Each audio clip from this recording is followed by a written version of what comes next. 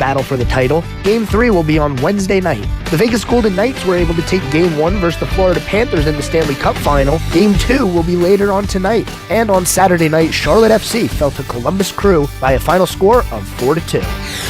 WSIC weather, partly sunny today, high 79. Tonight, partly cloudy, low around 60 and a 40% chance of showers. Sunny tomorrow, the high near 85. Mike Jackson, WSIC News. For 41 years, your Auto Plus Auto Parts store is Johnson's Parts and Supply.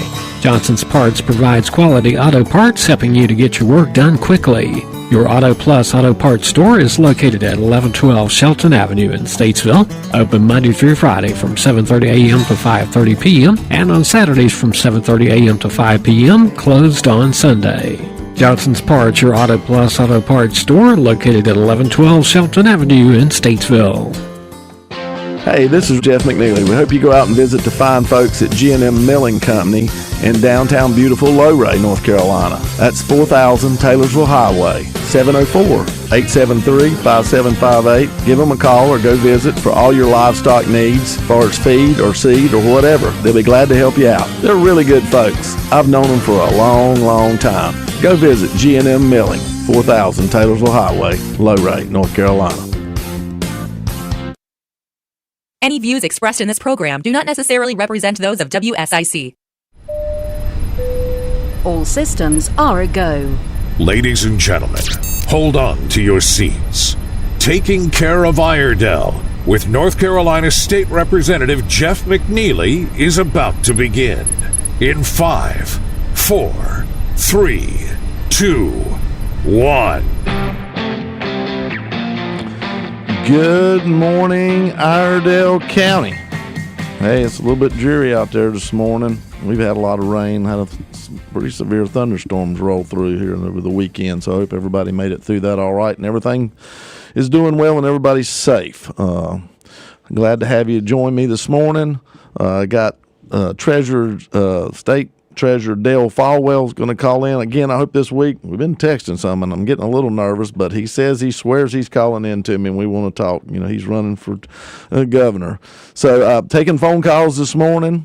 Back to your business as usual. 704-873-1400. Give me a call if you want to talk about something. I'll be glad to see what's out there and what's on your mind. Got a lot of things going on. Do want to mention one thing. A friend from my childhood and all the way up through as an adult. I hadn't got to see him lately, though, unfortunately. Mike Deal passed away the end of last week, I think Thursday or Friday. I think it was maybe Wednesday even he passed away, but did not make the funeral, and I apologize to the family for that. Good friends, known him all my life, gone to church. Mike was a fine man. A lot of people called him the cabinet man, worked in cabinetry all of his life, and did a lot with youth athletics in our county, and just a mainstay and just solid, good Christian man, and he will be missed. So condolences to the Deal family. Just wanted to mention that. Getting right into it, like I said, anybody wants to call and talk, we got a lot to talk about. The debt ceiling deal that was proposed and passed by the Biden administration and the House Republicans, the U.S. Congress. Looks like somebody does want to talk. Let's see what we got here, Joe. Go ahead and put them on. Let's see if we can slide up. Hey, this is Representative Jeff McNeely. Who we got? Jeff, this is Bernie. Hey, Bernie, how you doing? Good. Are you on the Transportation Committee? I am, sir. I am. Okay. A quick question as to what's going on here on 40 and 77. I'll do my best. Best. It's an ever-involving situation there, but we hope to complete. Hopefully we're going to complete it here maybe less than 12 months. We'll see how that goes. Well, this has nothing to do with the completion. Okay. As you come 77 south and you cross over 40, heading towards downtown Statesville, the traffic that is coming 40 east who wants to go 77 south. Yes, sir. Okay. Have you been in that area? I have, and I said this last night as I was heading to Mooresville for something. I have not been on that ramp that you see over there to your far right. I have not done that yet. I guess I need to get out and ride more, but I have not done that yet. But it's a heck of a trail around there. Looking at it from, I guess, 30,000 feet or whatever. But go ahead. I know where you're talking. I have not done it. Okay. What happens is, as the traffic attempts to get on 77 South, they're in the lane for people like myself who want to get off at the first exit there in Statesville, and they're fighting to come to the left, and I'm fighting to go to the right, and there's very few feet left for someone to decide who's going to win the fight. So it is an accident designed waiting to happen. Yeah, and I wondered about that myself because they could have brought it in a lot quicker, not a lot, but somewhat quicker. Yes. And the original actually had it kind of going over Broad Street, the very original plan. So it was going to be one of these huge, long flyovers and drop in there between like Broad Street and I'm blanking out here, but we'll call it not 70. I got to come back a street. I can't think, but it's where you get off to go to like Randy Marion and all the car dealerships. Give me a second, it'll come to me. But anyway, that was kind of the original plan. And then, we whacked it down to save money and put it where it's at. And I told my wife this going last night. I said, I haven't seen the drawing of this, but they've got enough asphalt and stuff out here for about 8 lanes right now. They sure do. So it's like they paved the pasture out there. It's pretty wide and pretty vague. But I do understand what you're talking about, and I'm not sure how we're going to rectify that unless we start trying to get them to be able to merge quicker because, there's a good bit of space there that they can't come over and you can't go over in their lane. And that's exactly some way correct. or another, we're going to have to make it where people can merge in quicker or exit out quicker. So the merge in quicker would be the easiest. It really would. It would solve a lot of problems, in my opinion, because actually tractor trailers, when they come off of 40 east onto 77 south, there's it's a curve and then an incline, and so they're not up to speed anyway. So that's kind of slowing traffic down in there. So if they would have brought that lane in quicker, I believe it would have been easier, and it still wouldn't have negated the tractor trailers trying to get up to speed. So I've been watching and observing some, and I'll be glad to be a vocal voice there to see if we can't maybe figure out a way to get that merge to happen sooner in a longer path, because I understand exactly what you're saying. I do. Very good, Jeff. I won't hold you any longer. I just wanted to make sure that you're aware of it. Yeah. It appears you are, and you're on the committee, and that's all we can ask for. Thank you. Yeah. I'm just hoping that the ship ain't sailed so far that we can't pull it back to the port and do a little work on it. So we'll see. We'll see. I agree with that. Yeah. Well, thank you for your time, Jeff. Hey, I appreciate you. Thank you for listening. All right. Sure. Bye-bye. All right, thank you.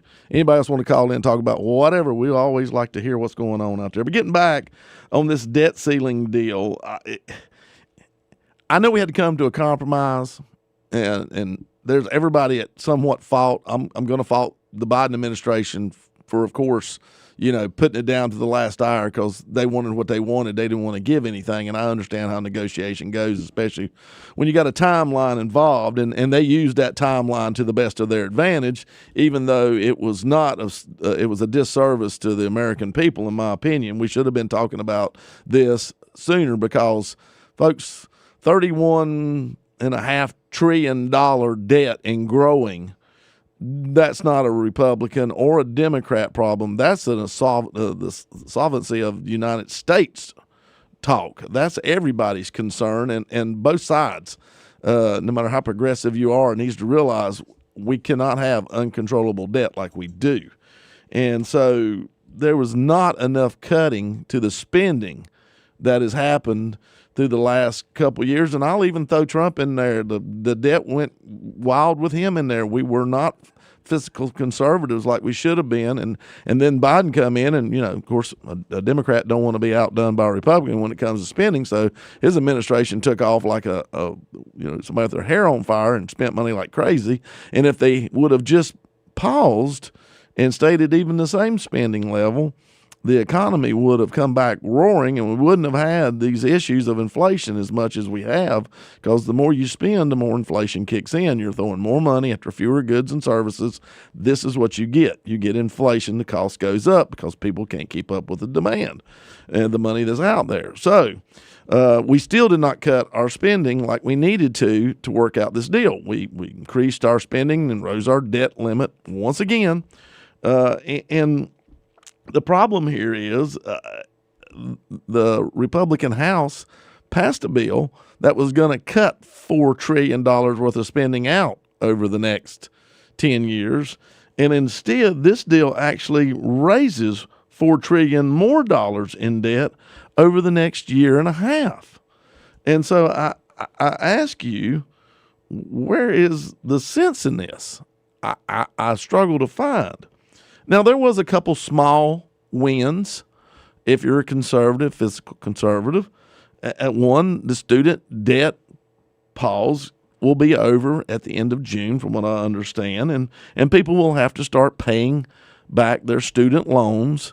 We're not sure where we are on this forgiveness for many, but there's some that will not be forgiven. And so that alone, that pause of that student debt has and no interest added, has basically cost the federal government $5 billion a month for every month that it has been paused. And you think about how long it has been paused now. It has been paused pretty much since the middle of 2020. So start doing the math at $5 billion a month, and you'll see that this is a huge amount of money that has been just, I don't want to say the word left on the table, but thrown in the trash to a point. So now people will start to have to pay, which is good, because there is debt, and you asked for the debt and you acquired the debt. And I understand college is too expensive, and I understand all these things, but you still made an agreement. And so we tend to need to stand by our agreements that we make with people. And when we sign our name on a piece of paper, it should mean something, that we're going to actually do what we say and not count on the government to come save us. That's not how life should be, and that's not how life should work. Also, one thing it did do is it has eased some of the regulatorial path that our fossil fuel projects, and yes, folks, I know that's a dirty word to a lot of people, fossil fuel, but we do not have green figured out, and we need to come to a realization that we do not have green figured out. We can do small little things, and they help, but we cannot set up our whole electric grid and our whole lifestyle that we have on green. It will not happen.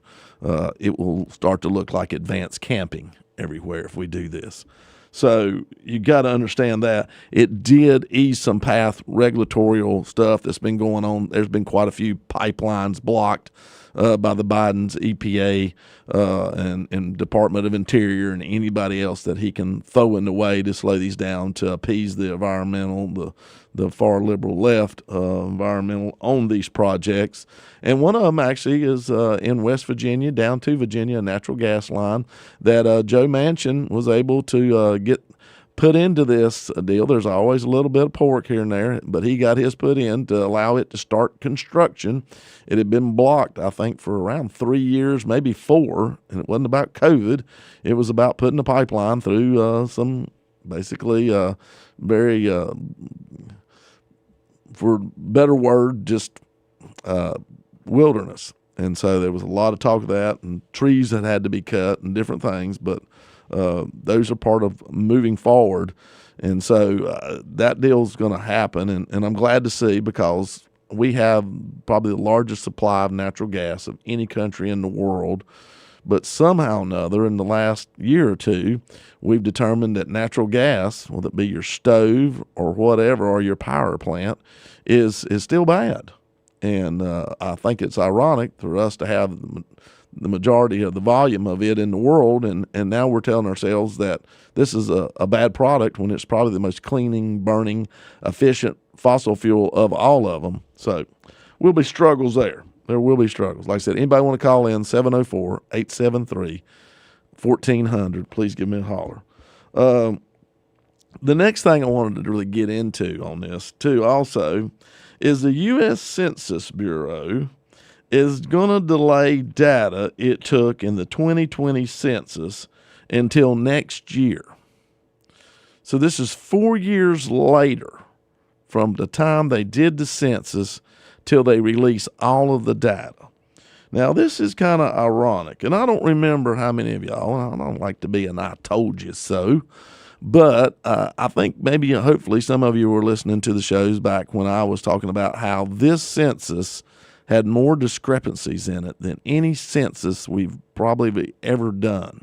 The projections from December preliminaries to a February final were the largest changes ever recorded in doing a census in this country. So I want you to think about that. And the numbers moved around a lot. And when they did end up getting finally settled and the dust cleared, some of your states like Michigan and New York did not lose as many people as everybody saw. All those U-Hauls heading south and all these neighbors that showed up, and their accent's a little different than ours, we welcome them, but quite a few came. And yet, when they did the census, the numbers changed from what they had projected in December to February, which rarely happens. And there was a fairly large discrepancy. And it showed that allowed that New York State really actually gained population instead of losing population, and it allowed them to keep all of their U.S. House of Representatives. North Carolina did gain 1. We really thought that we would gain 2. Texas gained 2. Michigan lost 2. So Michigan lost still, but not as bad as we thought they lost. New York State actually shows a gain after it showed that they did not gain in the December finals, but then they showed almost about a congressional seat, about 800 and some thousand. Funny how that works. So gotta know this.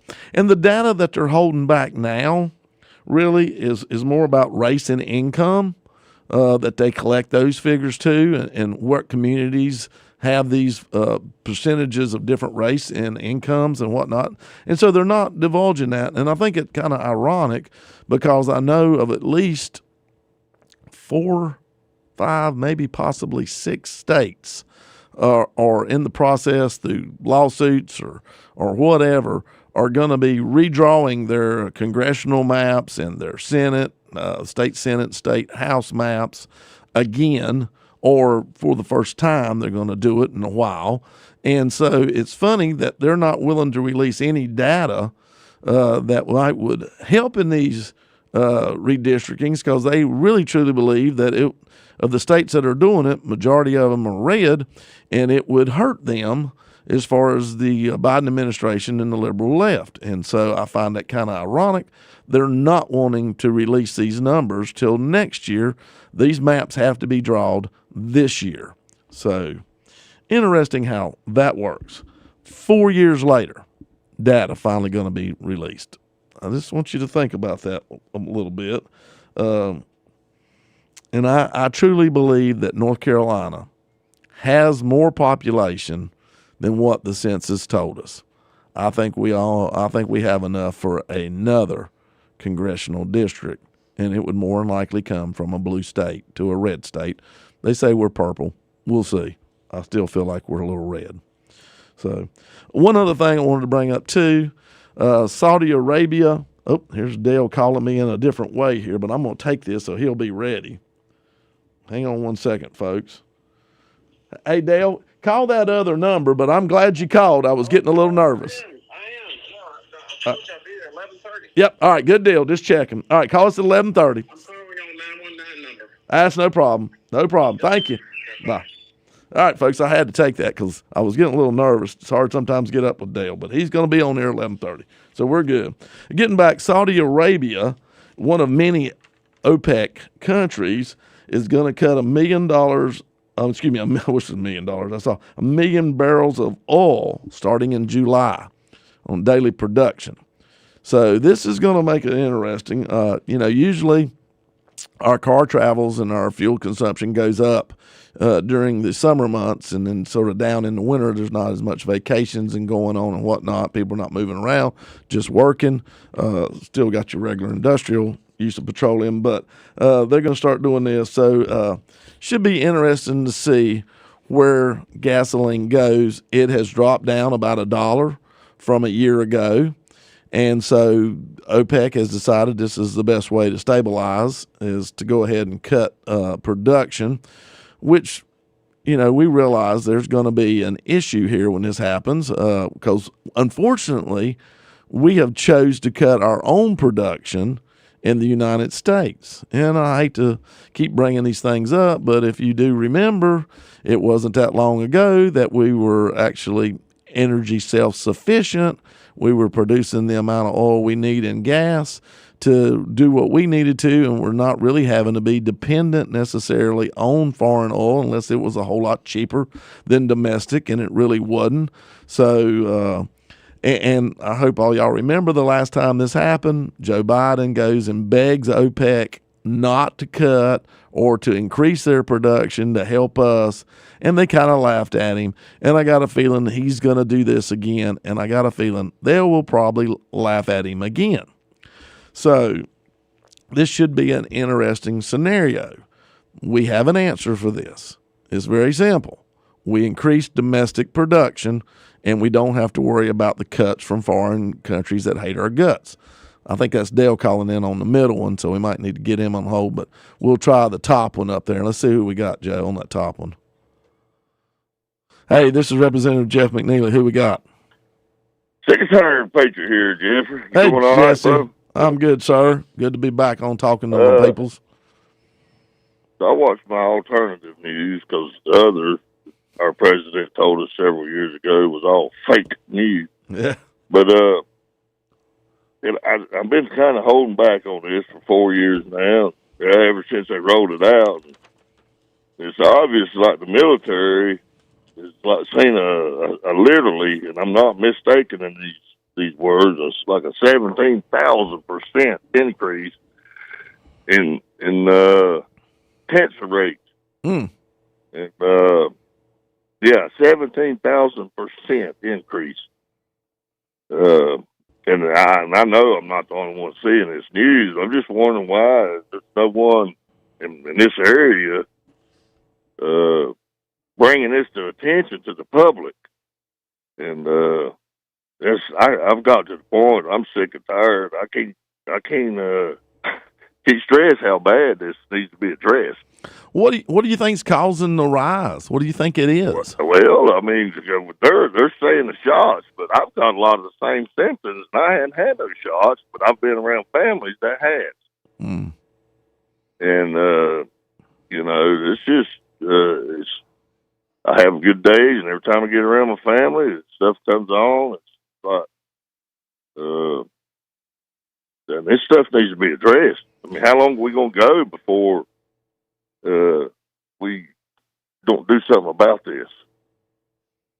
Well, and I tell you what, I believe in what they call long COVID. I believe it. I felt like I fought it for a while. I had it. It had me laid up for 4 months just in bed, not to count the year of recovery that I've never really fully recovered from. Yeah, that's kind of me. I felt like I fought it for a while, and it finally, I think I punched through it. Finally. Yeah. So, I have my good days and bad days. It's just, you see these people, the live videos, people watching some ghost, they twirl around, they fall over dead, just graveyard dead there. Some security camera is sketching these, and they're listed there on Twitter like knee deep, where they sudden death, sudden, just healthy people. And it's just like the whales that's washing up out there. It's kind of funny. That day I called in about them, the trails, the chemtrails and stuff. That guy called in and said all that stuff blows out over the ocean. Well, the following weeks, there's like whales washing all up and down the East Coast, I mean, and then they already passing this bill giving them more money to keep doing it. I mean, who? That's what's funding that stuff, man. Well, are we trying to kill ourselves? Who knows? Exactly, man. I mean, what point do you say, man, I'm not paying these taxes in? And that's something else. I've heard old Jeff James say, yeah, if you're not paying your taxes, I'm going to turn you in. Well, if they feel like it's a terrorist organization that you're paying that stuff into, I mean, what do you do? Hey, we got to go to commercial break. But don't work. Yeah, tell me. They'll take care of you. Something to just think on is what I'm kind of saying. All right, man. We'll see you. I feel like. Go ahead and take a break. Local news and weather now.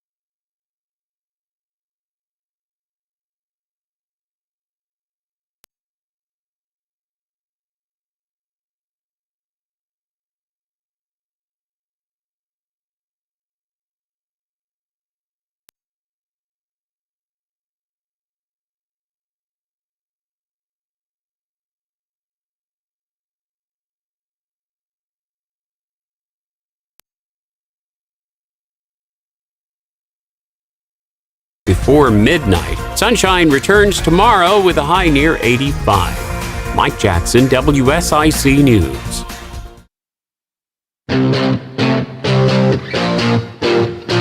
All right, folks. We're getting ready to bring our state treasurer back on. We got him this week. He's on the line. So, Joe, let's go ahead and bring him in. Dale Falwell, state treasurer, are you there? Good morning, Representative and Joe. How you doing? Oh, we're doing great. Good to hear you. Good to hear from you. Good to hear from you. We missed last week. I know you had a lot going on, and it was Memorial Day and a lot of things happening, but we got you to this week, and so that's the main thing. So, well, I was up there between West Jefferson and Mouth of Wilson, and a lot of your listeners know that there's no cell service up there, and I regret not hitting my mark, but I'm hitting it this morning. That's all that counts. That's all that counts. Dale, I do this all the time because you'd be surprised. There's some people out there that just walked out of their door for the first time in the last 20 years and see the outside world or whatever. Tell them a little bit about who Dale Falwell is, and then we'll tell him a little bit about what Dale Falwell's doing and wanting to do. Well, thank you for asking. And who I am is a person that God gave the vision to see what needs to be seen. And as a Quaker, our church, by the way, just celebrated its 250th anniversary. Wow. Our church was there before our country was officially founded. Cool. And you know, as a Quaker, once you see something, you can't unsee it. So God gave me the vision to see what needs to be seen, the humility to hear what needs to be heard, and the courage to act on what needs to be done. And I'm a person who's been breaking a sweat since I was 10 years old. Yep. So I know where people sweat, and I know what they're sweating about right now. And I take that very seriously as the state treasurer of North Carolina and the keeper of the public purse. And, you know, now you were in the House. Did you ever do the Senate? I don't think you did you? You just did the House? I was asked to do the Senate, and I turned that down. I was in the minority party for 6 years in the House, and then in the majority party for 2 years, and those 2 years being the Speaker pro tem of the House. Yep. Yeah, I knew you did that. So I didn't think you took a step down and went to the Senate. For all them out there listening. So Carolyn Justice, who I think you know from Pender County, yep. She always said to everybody else, one good haircut away from being Speaker of the House. And I guess she was right. There you go. Well, now, Dale, you know, you're doing a great job and have been doing a great job as our treasurer, and we do appreciate everything you're doing. But I know, you know, you've done announced you're seeking we'll call it a higher office. you're wanting to run for governor. So tell us some of the things that have been going on since you've been on the road, out campaigning, and kind of what you're wanting to do if you would get elected. What do you want to do with the state of North Carolina? Well, number one is that I've been the best treasurer money can't buy, and I will be the best governor money can't buy. And I know your listeners know exactly what that means. They see all kinds of corruption in all the elected offices across our country, and I've been the best treasurer money can't buy. I'll be the best governor money can't buy. So that's number one. Number two is that I will continue to have the vision to see what needs to be seen, the humility to hear, and the courage to act. And number three, there will be a level of transparency in the governor's office, the likes of which no one has ever seen before.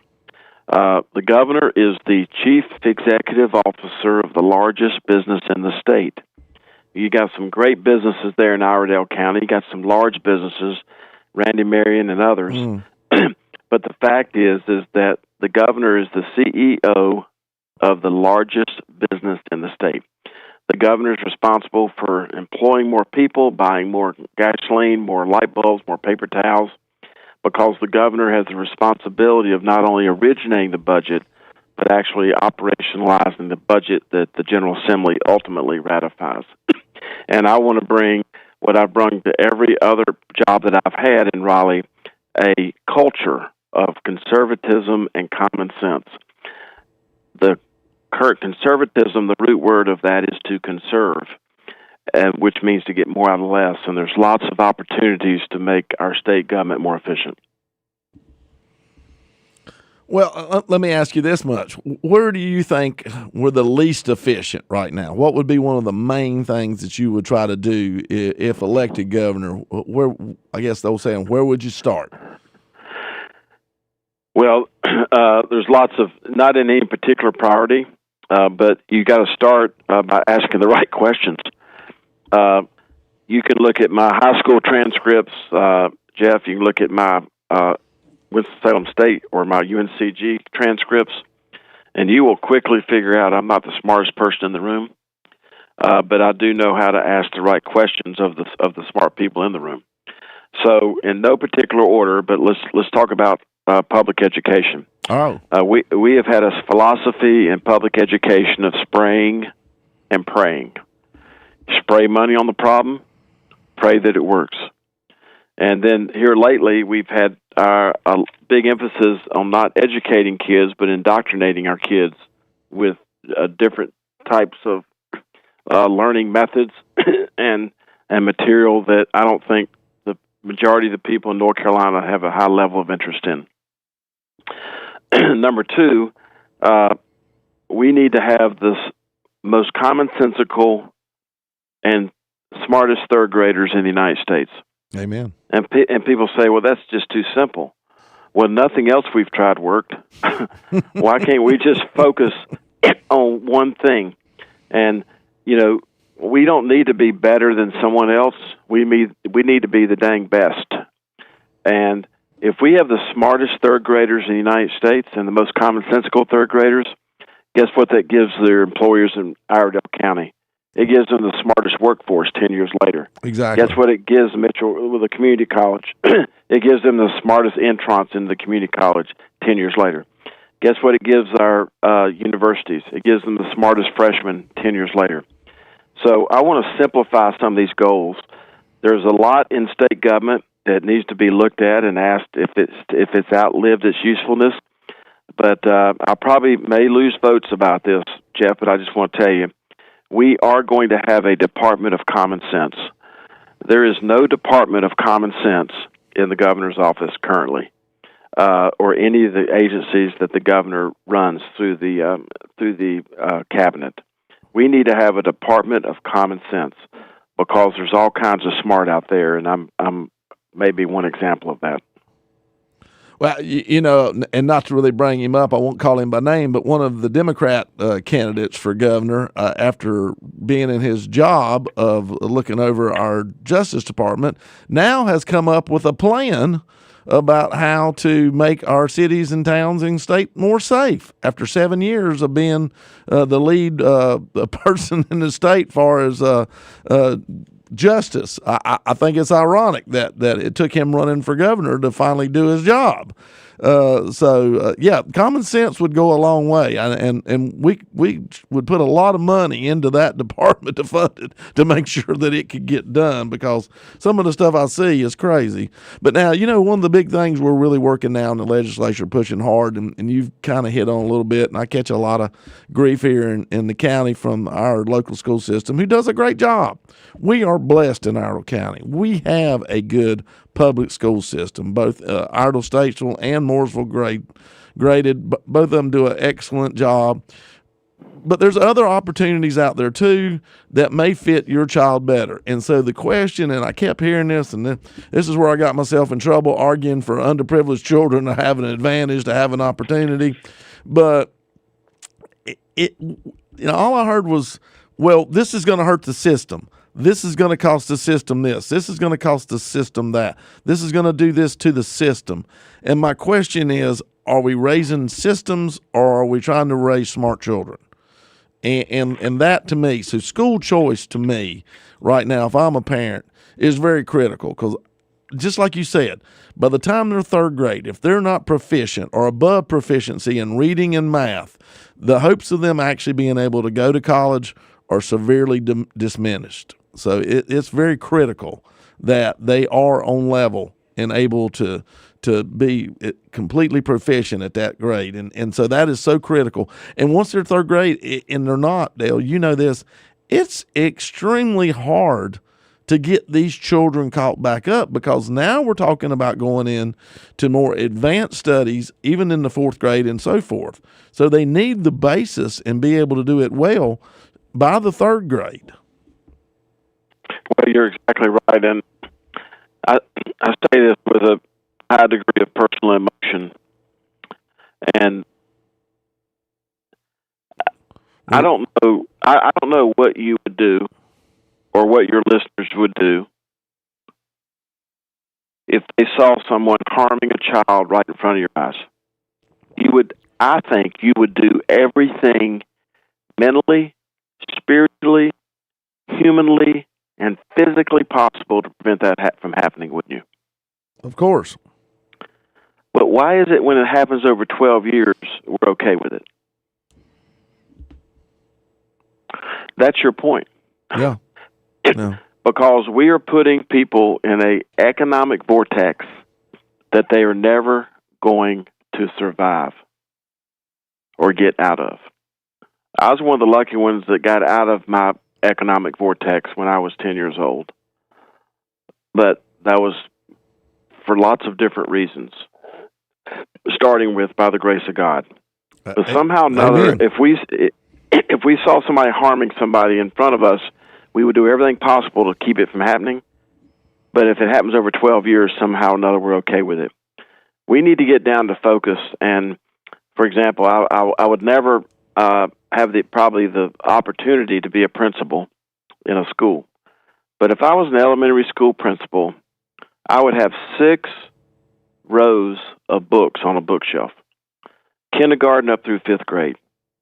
And every one of my students at my kindergarten, in my elementary school, would come and sit with me and take a book off the shelf that they thought was appropriate. And if they want to move up a shelf, that's fine.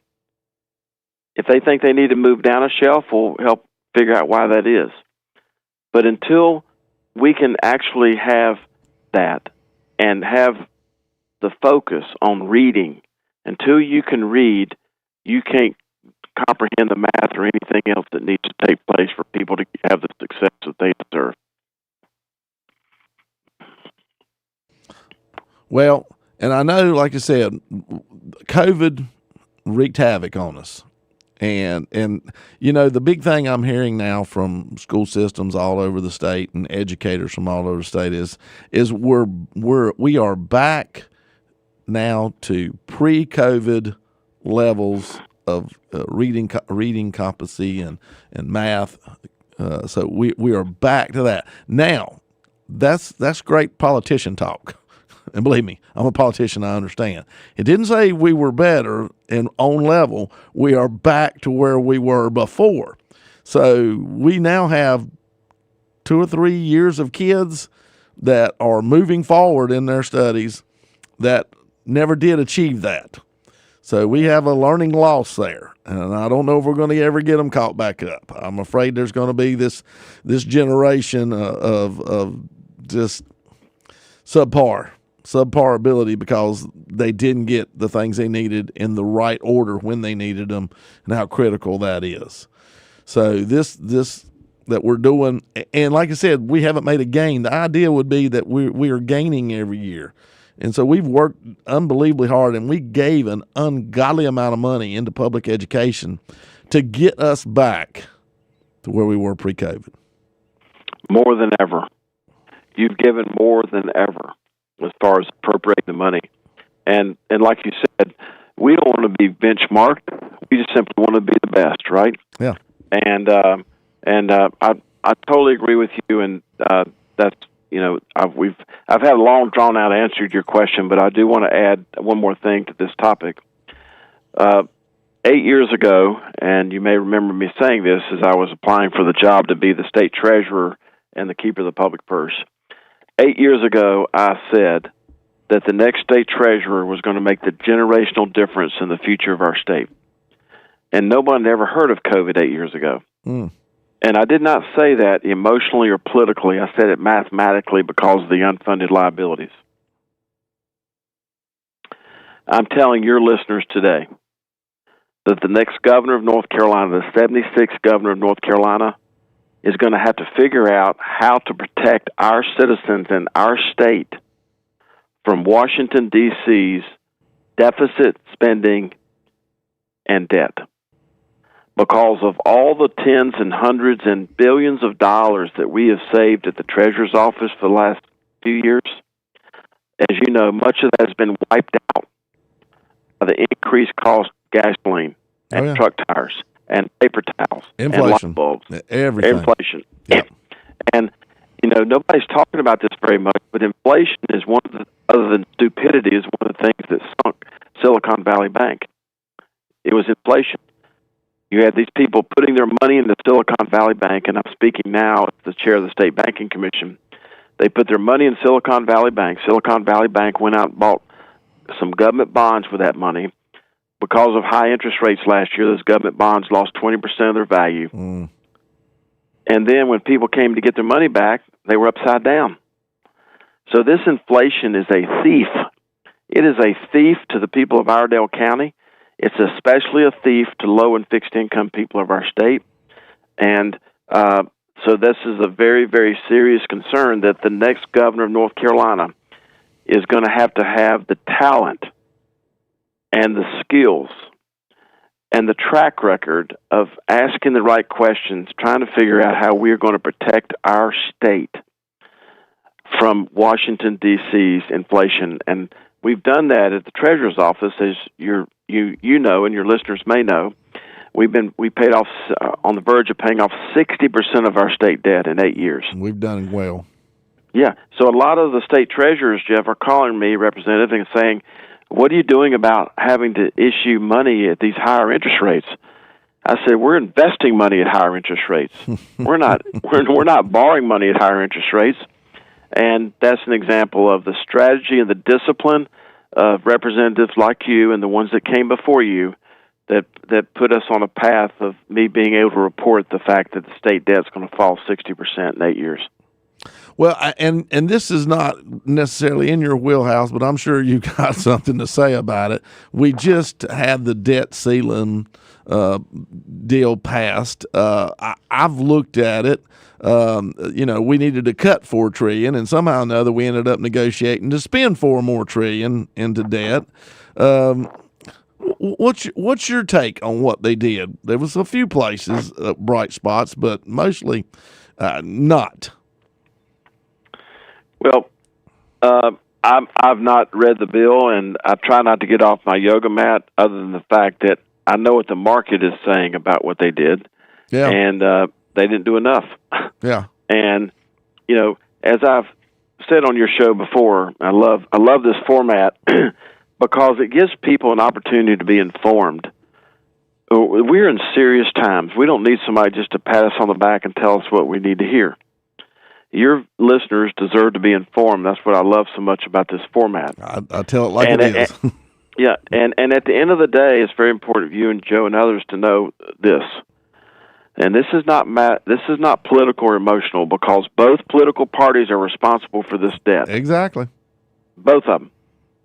So nobody needs to be pointing a finger at anybody else. But I will tell you this, that if you look at the difference in the national debt and the difference in the interest rate to pay that debt, those two numbers combined is larger than the military budget this year. That is a national security crisis. And that's why everybody should be interested in this. And all the citizens want, they don't want to be pandered to. All the citizens want is to be spoken to like adults, and what they hear makes common sense. Well, you know, and I've said this many times, at the state level, we have to balance our budget. Now, I understand talking to a representative from Illinois, one of the few Republicans up there, they don't have that requirement. They're in debt as a state also, just like we are as a nation. But in North Carolina, we have to balance the budget. We cannot spend more than we take in. And our treasurer tells us this, folks, a lot. And we adhere to it, and we do that. Although the Senate budget that came back to us, we realize has got about a $8 billion hole in it, probably starting in 4 to 5 years from now. They did a little misfiguring on their tax package. But anyway, by and large, we will balance the budget, and we will not spend no more than we take in. But why can't Congress, without us having to do these convention of states and without all this, why can't both sides say, this is crazy? We've got to at least attempt to do a balanced budget. And I know the reason is because people will get voted out. They've gave away to buy votes. But this is insanity, y'all. This is total insanity.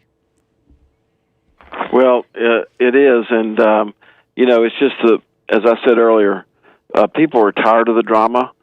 We got folks in this country that are making hundreds of millions, if not billions of dollars on keeping us divided. People know what it means to balance their checkbook, both individually and as a member of the North Carolina House like yourself. It's not that complicated. And as long as we will talk to people like adults, and, you know, this is going to be like an ant eating a ham biscuit. It's not going to, ant doesn't eat a ham biscuit all at one time. It happens one bite at a time. And I'm not sure he's listening to your show this morning, but, you know, 40 miles south of where you're sitting is, you know, where former Governor Jim Martin and his wife Dottie still live. Mm-hmm. And he always told us, Jeff, that doing right's rarely wrong. That's right. And you don't need a law to tell you what is right and wrong.